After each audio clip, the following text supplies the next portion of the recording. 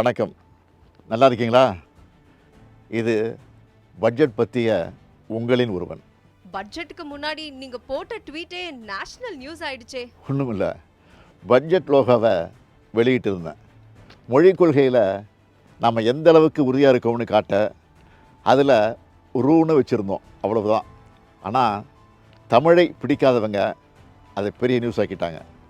ஒன்றிய அரசுக்கிட்ட 100 நாள் வேலை திட்டத்துக்கான சம்பளத்தை தாங்க, பேரிடர் நிதி தாங்க, பள்ளி கல்வி நிதியை விடுவீங்கன்னு தமிழ்நாடு சார்பாக 100 கோரிக்கை வச்சுருப்பேன். அதுக்கெல்லாம் பதில் பேசாத ஒன்றிய நிதியமைச்சர் இதை பற்றி பேசியிருக்காங்க. அவங்களே பல பதிவுகளில் ரூனு தான் போட்டிருக்காங்க. ஆங்கிலத்துலேயும் எல்லாரும் ருப்பீஸை சிம்பிளாக ஆர்எஸ்ன்னு தான் எழுதுவாங்க. அதெல்லாம் பிரச்சனையாக தெரியாதவங்களுக்கு இதுதான் பிரச்சனையாக தெரியுது போல். மொத்தத்தில் இந்திய அளவில் நம்ம பட்ஜெட்டும் இட்டு தமிழும் இட்டு. பட்ஜெட்டுக்கான ப்ரிப்பரேஷன்லாம் எப்படி பண்ணீங்க? முதலமைச்சருக்கான பொருளாதார ஆலோசனை குழுவில் நோபல் பரிசு பெற்ற எஸ்தர் டப்லோ, அறிஞர்கள் ரகுராம் ராஜன், ஜான் தீரேஸ், அரவிந்த் சுப்பிரமணியன், நாராயணன் போன்றவங்க நிறைய ஆலோசனைகளை வழங்கினாங்க. மறுபுறம் அடித்தட்டு மக்கள்கிட்டையும் அவங்களோட தேவைகள் என்னென்னு கேட்டு தெரிஞ்சுக்கிட்டோம். அது மட்டும் இல்லை, மற்ற மாநிலங்கள்லேயும் நாடுகள்லேயும் மக்கள்கிட்ட நல்ல ரீச்சான திட்டங்கள் என்னன்னு பார்த்து அதை நம்ம மாநிலத்துக்கு ஏற்ற மாதிரி கொண்டு வரணும்னு முடிவு பண்ணோம். இதுக்காக பல நாட்கள் தலைமைச் செயலகத்தில் மாலை 6 மணியிலிருந்து இரவு 10 மணி வரை அமைச்சர்கள் அதிகாரிகள் கூட உட்கார்ந்து பேசித்தான் இந்த பட்ஜெட்டை தயாரித்தோம். பொறுத்தவரை பட்ஜெட் எப்படி வந்திருக்கு? நான் சொல்கிறத விட இந்தியா முழுக்க வெளிவந்திருக்கக்கூடிய நாளிதழ்களில் என்ன சொல்லியிருக்குன்னு பாருங்கள். இந்த இந்தியன் எக்ஸ்பிரஸ் பத்திரிக்கையில் தலைப்புச் செய்தியாக போட்டிருக்கிறாங்க, பட்ஜெட் தட் கவுண்ட்ஸ் ஆல் அப்படின்னு போட்டு ஒரு கோலத்தை போட்டு கார்ட்டூனில் எல்லா திட்டங்களும் கொண்டு வந்து சேர்த்து அதில் வெளிப்படுத்தியிருக்கிறாங்க. டைம்ஸ் ஆஃப் இந்தியாவில் அதாவது to checkmate opposition next year, Tamil Nadu finance minister moves infra welfare பீசஸ்னு தலைப்பில், அதாவது எதிர்க்கட்சிகளுடைய அரசியல் குற்றச்சாட்டுக்களை செக்மெட் செஞ்சுருக்கு இந்த பட்ஜெட்னு எழுதியிருக்கு. இது இந்து நாளிதழில் மாநிலத்தினுடைய வளர்ச்சிக்கு வழிவகுக்கும் முக்கிய துறைகளுக்கு கிடைத்த வெற்றியை இந்த பட்ஜெட்னு எழுதியிருக்கு. கல்வி, சமூக நலத்துறை திட்டங்களுக்கு பெரும்பாலும் முக்கியத்துவம் கொடுத்துருக்குறாங்க அப்படின்னு டெக்கான் கிரானிக்கல் எழுதியிருக்கு. மக்கள் நலத்திட்டத்துக்கும் உள்கட்டமைப்பு வசதிகளை மேம்படுத்தவும் முக்கியத்துவம் கொடுத்துருப்பதா தி பிஸ்னஸ் லைன் பாராட்டியிருக்கு. பெண்கள் முன்னேற்றத்தையும் மாநிலத்தின் நலத்திட்டத்தையும் மையப்படுத்தியிருக்கிறதா தி எக்கனாமிக் டைம்ஸ் எழுதியிருக்கு. தினமணியில் நாம் வெளியிட்ட பொருளாதார ஆய்வறிக்கை பற்றி சிறப்பான தலையங்கத்தை எழுதியிருக்காங்க. இந்த பட்ஜெட்டில் என்ன இருக்குன்னு கூசாமல் கேட்குறவங்க பத்திரிக்கையாவது படிக்கணும். இந்த பட்ஜெட்ல உங்களுக்கு நெருக்கமான அறிவிப்பு எது? எனக்கு எல்லாமே நெருக்கமானது தான். மக்களுக்கு எது பிடிச்சிருக்குன்னு தெரிஞ்சிக்க சோஷியல் மீடியாவில் அவங்க போட்ட பதிவுகளை பார்த்தேன்.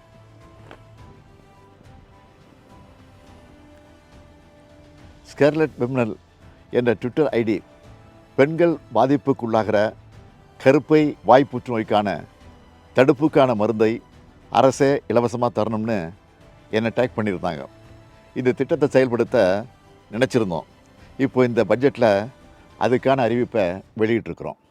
அது மட்டும் இல்லை, டாக்டர் நிகிதா மேஹரா என்பவரும் ஃபென்டாஸ்டிக் நியூஸ்னு சொல்லி நன்றி தெரிவிச்சிருக்கிறாங்க. அதே போல் தெலுங்கானாவில் போக்குவரத்தை ஒழுங்குபடுத்துகிற பணிகளில் திருநங்கைகளுக்கு வாய்ப்பளிக்க போகிறதா ஒரு செய்தியை பார்த்தேன். தமிழ்நாட்டிலையும் இப்படி செயல்படுத்தலாம்னு முடிவெடுத்தோம். அதன்படி ஊர்காவல் படையில் திருநங்கைகளையும் ஈடுபடுத்துகிற அறிவிப்புக்கு பெரிய வரவேற்பு கிடைச்சிருக்கு. இது தொடர்பாக நேஹா என்பவர் என்ன சொல்லியிருக்காங்கன்னு நீங்களே பாருங்கள். இந்த சமூகத்துல கல்வி நிச்சயமா மிகப்பெரிய ஆயுதம். ஆனா அது விளிம்புநிலை சமூகமான திருநர் மக்களுக்கு கிடைக்கிறதுல நிறைய பிரச்சனைகள் இருக்கு.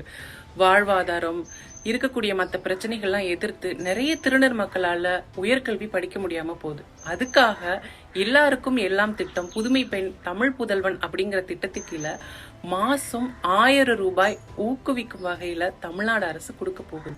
அது மட்டும் இல்லாம வாழ்வாதாரத்தை மேம்படுத்த வகையில இன்னொரு திட்டமும், திருவிழா காலங்களில் கூட்ட நெரிசல்களை கட்டுப்படுத்துறதுக்கும் போக்குவரத்து மேலாண்மைகளுக்கும் ஊர்காவல் படையில திருநர் மக்களை ஈடுபடுத்த வைக்கிறது. எல்லா ஊர்காவல் படையினர் மாதிரியும் மதிப்பூதியம், சீருடை, உயரிய பயிற்சிகள் அப்படின்னு சொல்லிட்டு செயல்படுத்த அரசு இந்த எல்லாருக்கும் எல்லாம் திட்டத்திலையும் சொல்லியிருக்காங்க அப்படிங்கிறது இன்னொரு மிகப்பெரிய சந்தோஷமான விஷயம். கொஞ்ச நாளைக்கு முன்னாடி விருதுநகர் போனப்போ அரசு காப்பகத்தில் இருக்கக்கூடிய பெற்றோரை இழந்த குழந்தைகளுக்கு ஸ்வீட் வாங்கிட்டு போனேன். காப்பகங்களில் இருக்கவங்கள நாம் பார்த்துக்குறோம், மற்ற குழந்தைகளுக்கு ஏதாவது பண்ணணும்னு தோணுச்சு. அப்படி உருவானது தான் தாயும் மாணவர் திட்டம். இதை பார்த்து டாக்டர் சென் பாலன் என்பவர் என்ன சொல்லியிருக்காரு பாருங்கள். நான் கட்டும் வரி பணம் இப்படி பயன்படுத்தப்படும் எனில் இதைவிட வேறு பெருமை என்ன உள்ளது. ஆதரவற்ற முதியோருக்காக அன்புச்சோலை திட்டத்தை அறிவித்தோம். இதுக்கு மக்கள் என்ன மாதிரி ரியாக்ட் பண்ணியிருக்காங்கன்னு பாருங்கள். பொதுமக்கள் மட்டும் இல்லை, ஆனந்த் சீனிவாசன், பிரபாகர், சோமவல்லியப்பன் போன்ற பொருளாதார வல்லுநர்களும் என்ன சொல்லியிருக்காங்கன்னா, எல்லா மாவட்டத்துக்கும் ஒரு திட்டத்தை அனௌன்ஸ் பண்ணியிருக்கிறார். ஃபஸ்ட்டு டிஃப்ரென்ஸ் என்னென்னா நான் பார்க்குறதுல, போன எலெக்ஷன் நீங்கள் பார்த்தீங்கன்னா கொங்கு மண்டலத்தில் திமுக ரொம்ப பெருசாக பண்ணலை. ஆனால் இப்போ நீங்கள் மோடி அரசாங்கத்தை பார்த்தீங்கன்னா யாரெல்லாம் எங்களை சப்போர்ட் பண்ணலையோ அவங்கள நாங்கள் கண்டுக்கவே மாட்டோம். தமிழ்நாட்டை பற்றி நாங்கள் ஒரு வார்த்தை கூட பேசலை. தமிழ்நாடு எந்த ஸ்டேட்டெல்லாம் அவங்களுக்கு ஓட்டு போடலையோ அவங்கள பேசலை. ஆனால் இவங்க அதையும் பேசியிருக்காங்க. கோயம்புத்தூரில் இந்த மெட்ரோ ப்ராஜெக்டை பற்றி பேசியிருக்காங்க, அந்த ஏரியாவுக்கான வளர்ச்சி திட்டங்களை பற்றி பேசியிருக்கிறாங்க. ஸோ எனக்கு ஓட்டு போட்டியா ஓட்டு போடலையாங்கிற ஒரு டிஃப்ரென்ஸ் இல்லாமல் பேசியிருக்கிறாங்க. அதே போல் செக்டார்ஸ் என்று பார்த்தால் தொழில்துறை, விவசாயம், மனிதர்கள் என்று பார்த்தா பெண்கள், மாணவர்கள், மாற்றுத்திறனாளிகள், பெற்றோரை இழந்த பிள்ளைகள், அது மாதிரி பலவித ஜியாகிரபின்னு பார்த்தா தமிழகத்தில் இருக்கிற பல்வேறு ஊர்களுடைய பெயர்களும் நாம் தமிழ்நாடு உச்சரிக்கப்படவில்லை என்று சொன்னதன் காரணமாகவோ என்னவோ இங்கே தமிழ்நாட்டில் இருக்கிற எல்லா பெயர்களையும் இந்த பட்ஜெட்டில் கேட்டது போல இருந்தது. இது ஒவ்வொரு ஊரையும் சொல்லி அங்கே ஒரு தொழிற்சாலை, ஒரு ஜவுளி பூங்கா, ஒரு இந்த பூங்கா என்று சொன்னதெல்லாம் பார்த்தால் இது ஒரு பரவலாக ஒரு பேலன்ஸ்டு பொருளாதார விதிகளுக்கு உட்பட்ட அதே சமயங்களில் நீங்கள் பார்த்தீங்கன்னா அகழ்வாராய்ச்சிக்கும் ஒரு முக்கியத்துவம் கொடுக்குறாங்க, அதே மாதிரி செமிகண்டக்டருக்கும் ஒரு முக்கியத்துவம் கொடுக்குறாங்க, ஒரு புத்தாக்கத்திற்கும் கொடுக்கிறார்கள், எம்ப்ளாய்மெண்ட் அதிகமாக்கக்கூடிய ஒரு காலனி தொழிற்சாலைகளுக்கு முக்கியத்துவம் இருக்கிறது, அதிக டெக்னாலஜி இருக்கக்கூடிய தொழிற்சாலைகளுக்கு முக்கியத்துவம் இருக்குது. அதனால நான் நினைப்பது இது ஒரு நல்ல ஹோம்ஒர்க் பண்ணப்பட்ட budget. Hoffman, who is a Nobel Prize winner, he has studied and found that if you invest 1% of money in the noon meal and giving them breakfast, it will give rise to approximately 14% in your GDP. It is something like a fixed deposit. You deposit, you get the money after 30 to 40, over a period of 30 to 40 years.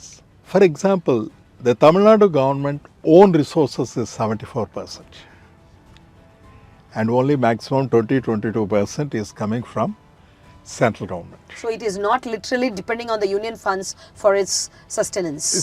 For its social welfare schemes. Therefore, will Tamil Nadu will bankrupt means absolutely not possible, because you can borrow up to 28% of your budgeted amount. So far, the borrowing is only 26%. Okay. While Punjab, 47%. It is just borrowing 47%, which is far above than the 28% given by RBI. Bihar is borrowing 46%. But Tamil Nadu has not crossed that Lakshman Rekha of 28%. In fact, even this budget, it is 26% only, and the deficit it has reduced to 41,000 crores.